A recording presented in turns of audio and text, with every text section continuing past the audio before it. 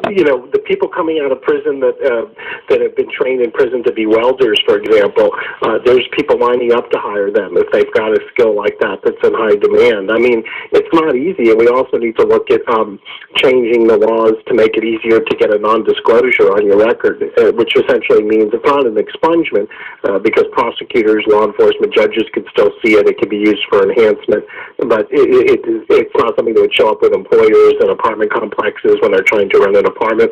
So we need to make it, but we're giving people scarlet letters for the rest of their life, oftentimes for relatively minor offenses, which really makes it hard for them to get employment.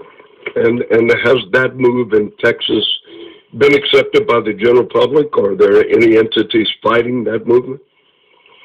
Well, we still have a long ways to go with our law relative to non-disclosure. I mean, it's rather limited in terms of you have to wait a few years, and it's only available in certain circumstances. And the other problem we have is you have to file a separate civil lawsuit to get this non-disclosure, even if you're eligible. So we're trying to advance legislation during this coming session that would broaden it and have it take place through once the person's successfully completed probation through the criminal court, so they don't have to spend $1,000 hiring a lawyer and filing a separate civil lawsuit. So I'm not sure what the law is in Louisiana, but certainly the American Bar Association has put out a really great website and report that deals with what are called collateral consequences and a set of recommendations that states can look at for making non-disclosure or other sealing of records more widely available. Because if you look at it, if you look at long-term unemployed in this country, a lot of them have a criminal record, and it's making it very difficult for them to get a job. One of our tech says, and I've heard this a million times, make all the inmates work for pay, their housing, food, upkeep. Problem solved. Only problem with that, with the average cost, $20,000 to $35,000 per prisoner, at least here in Louisiana, $1 million for a life sentence or a long sentence. Nobody can make that kind of money to pay for it, right?